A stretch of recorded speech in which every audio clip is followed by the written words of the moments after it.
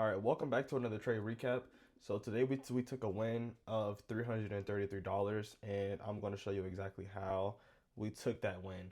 Of course, going into the market, I was very bearish, and the reason why I was bearish is because we had formed these bearish SMTs inside of the Asian session, and once those bearish SMTs was formed, I was like, okay, if the market hasn't swept out any zone of liquidity just yet, then market may continue going to the downside.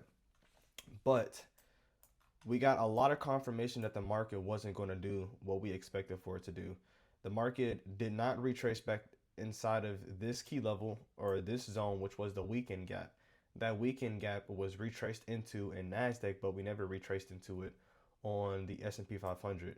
So since we never took out any zones of liquidity in this area, or even tapped back inside of this weekend gap, then we knew something was off with this market. We knew that the market probably wasn't going to continue going down.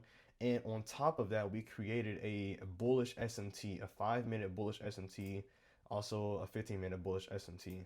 And once those SMTs was formed, we created more lower time frame SMTs to confirm the market would continue going up. The thing is, once we made that SMT and once market opened, we absolutely skyrocketed to the upside. Like we had no retracements until after 10 a.m. And when you get major moves like this to the upside, when you get major displacement moves to the upside, that is a strong sign that the market is going to continue moving higher. And I was able to figure out what the market was going to do in a specific time. So right once we made those displacement moves to the upside, the only thing I was looking for was a 50% PD array, and that 50% PD array was based off of this range from what was this? From these highs that the SMT formed. I mean these lows, the SMT formed all the way up to the high. And once we got that, then the only thing we was looking for was retracements. We got the retracements, and I honestly was going to enter inside of Nasdaq a little earlier, but what I realized is that if I entered too early, I would have gotten stopped out because let's say once the market retraced back inside of a 15-minute inverse fair value gap, we never inversed the 15-minute in ES, but we've already done so in Nasdaq. So that was a lot of confirmation that the market would continue pushing down.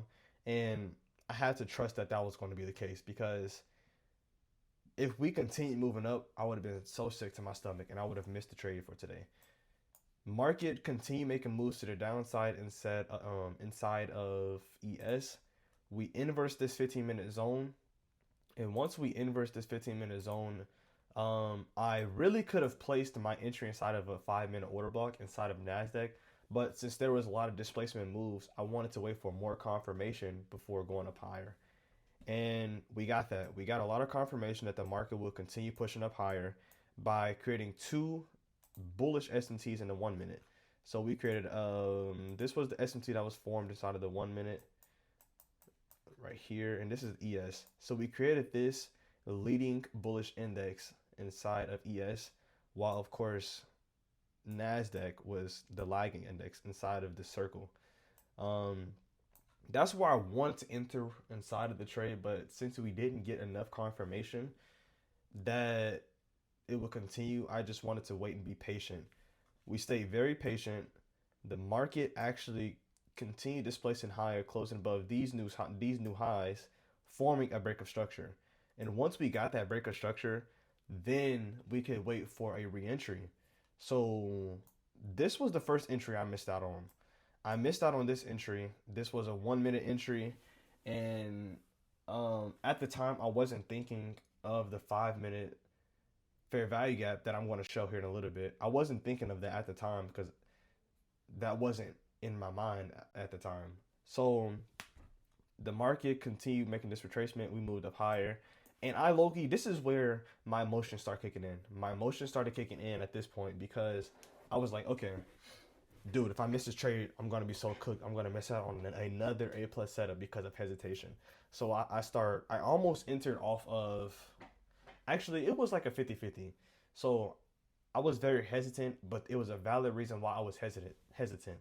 Um, Now once we go into the 5 minute, there was this 5 minute zone that was inversed. And once we inverse that zone, this is where a lot of hesitation is starting to be built up now. Why when we inverse the zone, that's when I was supposed to enter. When the market had made its move back inside of this 5 minute inverse fair value gap, that's when I was supposed to place my entry. But I didn't. I wanted to wait for the market to show a sign, more confirmation. I had so much confirmation to enter inside of a lowered key level, but I needed more confirmation, and I think that's a sign that I'm still not trusting in the setup that's being presented. So back testing is for sure going to be necessary, and really focusing on just trusting that it's going to work out because I just been so hesitant. And every time that I've taken a trade and the setup presents itself, it's worked out. It's worked out every single time. So at this point, it's just about trusting that it's going to continue to work out. I didn't enter inside of my zone that I was looking for because of hesitation and because of the idea of losing. I'm already in drawdown. I'm in drawdown. Or at the time, I was in drawdown of $600.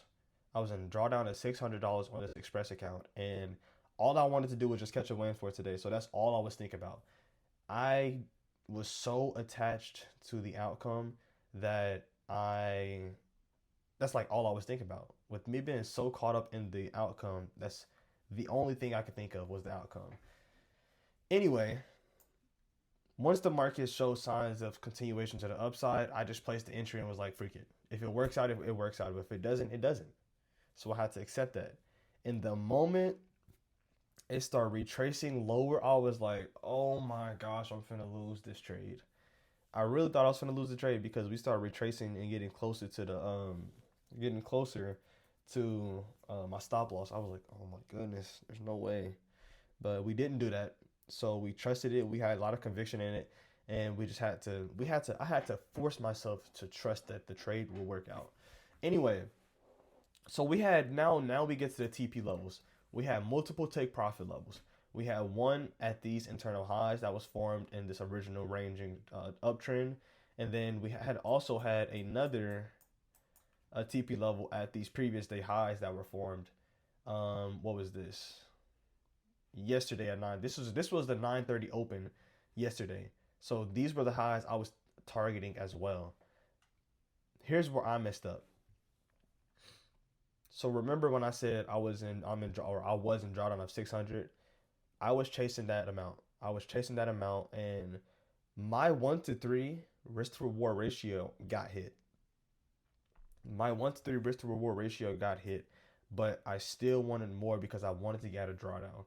And with this being like my last week of like our last day of trading for the week, I was like, dude, I just wanna get this up as much as possible.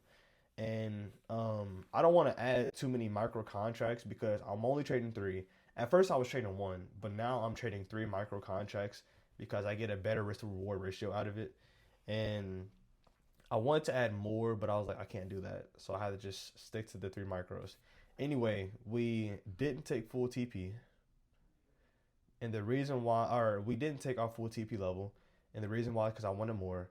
The market started retracing lower, and we were already inside of a rejection block. I think this is a rejection block, but we were already inside of a rejection block. We started creating 1 minute bearish SMTs. I was like, dude, if this continues pushing down, I'm closing out.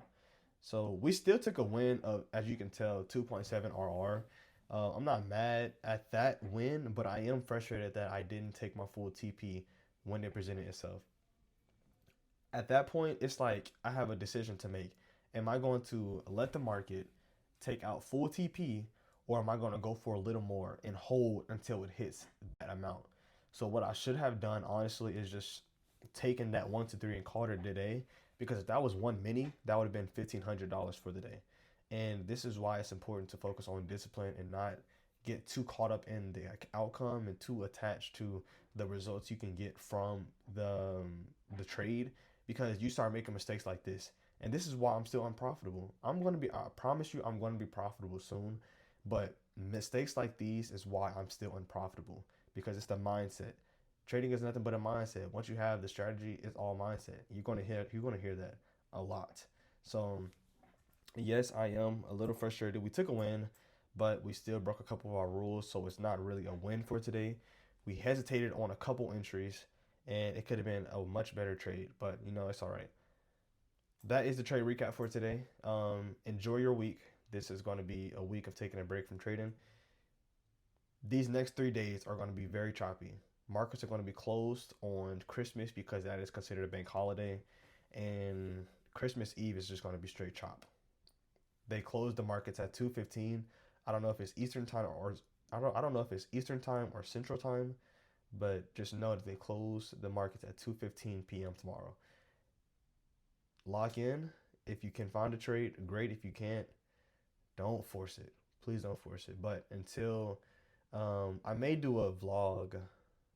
Actually, I'm not going to hold that. I'm not going to hold you guys to that. But until next time, see you guys later, and God bless you.